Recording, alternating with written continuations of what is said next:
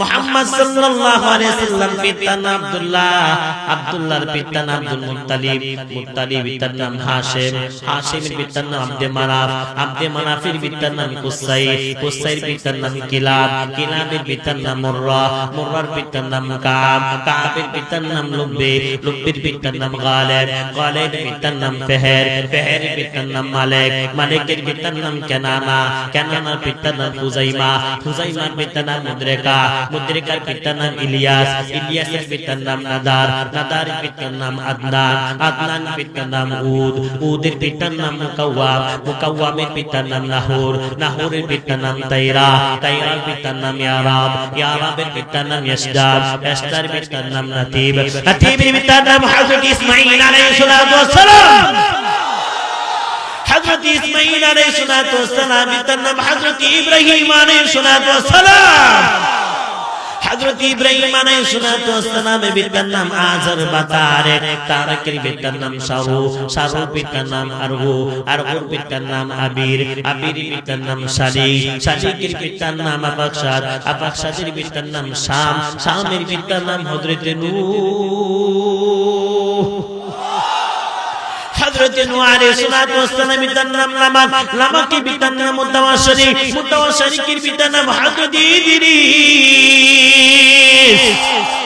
হযরত ইদ্রিস আলাইহিস সালাতু ওয়াস সালামের পিতার নাম ইয়ারাব, ইয়ারাবের পিতার নাম মাহওয়াইল, মাহওয়াইল পিতার নাম কাইনান, কাইনান পিতার নাম আনুস, আনুসের পিতার নাম হযরত শীশ, হযরত শীশ আলাইহিস সালাতু ওয়াস সালামের পিতার নাম হযরত আদম সফিউল্লাহ। বন্ধুগণ আমার, ইবনে আব্বাস রাদিয়াল্লাহু তাআলা বলেন আদম নবী থেকে নিয়ে আমার নবী মুহাম্মদ সাল্লাল্লাহু আলাইহি পিতা আব্দুল্লাহ পর্যন্ত এদের জিন্দেগি আমি যাচ করতে শুরু করলাম, আমি তাকায় দেখলাম রে যাদের মাধ্যমে বিশ্ব নবী দুনিয়াতে আগমন করেছেন কারো চরিত্র বিধি বিন্দু করা পরিমাণ কলঙ্কের দাগ নাই। বন্ধুগণ আমার, অনেক সময় দেখবেন চেহারা খুব সুন্দর কিন্তু চরিত্র নষ্ট আছে না নাই? আমার দেশের বাংলাদেশের সাকিব খান চেহারা সুন্দর, মুচ্ছা নাম্বার 1, আরে কথা দি ঠিক না?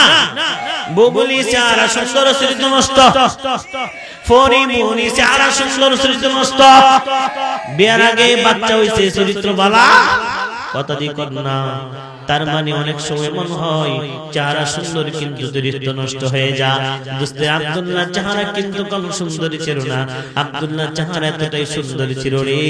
আব্দুল্লাহ যখন রাস্তা দিয়ে হেঁটে হেঁটে যাইতো তখনকার মহিলারা আব্দুল্লাহরে বিবাহ করার জন্য প্রস্তাব পেশ করত আর বলতো রে আব্দুল্লাহ তোমারে বিবাহ করতে চাই। আব্দুল্লাহ রাজি হয় না, না না কোশ্চিন কালেও না।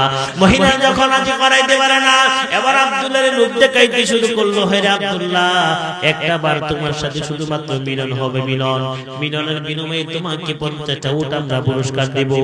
আব্দুল্লাহ তখন জবাব দেয় আম্মাল হারামু ফাল মামাতু দুনাহু ওয়াল হিলু লা হিলু ফাস্তাবিনাহু ফাকাইফা বিল আমিরিল্লাযী তাবগিনাহু ইহিল কারীম ইলজাহু ওয়া দীনাহু। আব্দুল্লাহ জবাব দিয়ে বের দেখো তোমাদের সাথে অবৈধ পন্থায় মিলন হওয়ার থেকে আমি আব্দুল্লাহর মরণ হওয়ার অনেক ভালো। বন্ধু আমার, শুধু আব্দুল্লাহ চেহারা সুন্দর ছিল বিষয়টা কিন্তু এমন না। আরে আব্দুল মুত্তালিবের চেহারাও কিন্তু কম সুন্দর ছিল না। আব্দুল মুত্তালিবের আসল নাম ছিল সাইবাতুল হাম।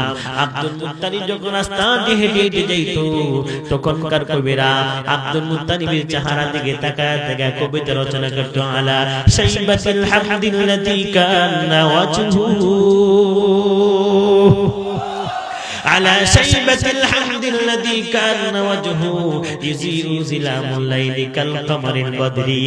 আব্দুল মুত্তালিবের চেহারা এত সুন্দর ছিল রে, আব্দুল মুত্তালিবের চেহারার নূরের কারণে অন্ধকার রাস্তাটা পর্যন্ত আলোকিত হয়ে যাইত।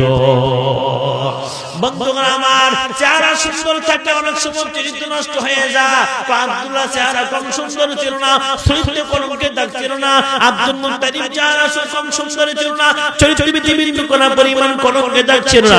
আমার নবী যাদের মাধ্যমে দুনিয়াতে আগমন করেছেন, কারো চরিত্রে বিন্দু কোনা পরিমাণ কলঙ্কের দাগ ছিল না। ঠিক কি না বলো? এখন কোন ব্যক্তি যদি এই কথা বলে আমার নবীর চরিত্রে কলঙ্কের দাগ লাগাইতে চায়, তার বাবার চরিত্রে কলঙ্কের দাগ লাগাইতে চায়, মুহাম্মাদের বাপকা নাম জয় শ্রীরাম বলেন তো দেখি তাকে ছেড়ে দেওয়া যায়? কথা কন্যাকে এদের সাথে মিলে কিন্তু আমাদের দেশের কিছু শত্রু তারাও বলে এরকম কথা আছে না নাই?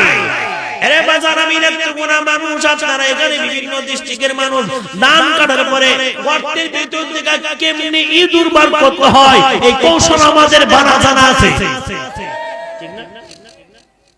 ধান কাটার পরে গর্তের ভিতর থেকে ইঁদুর বার করবার লাগা পানি ঢালছি।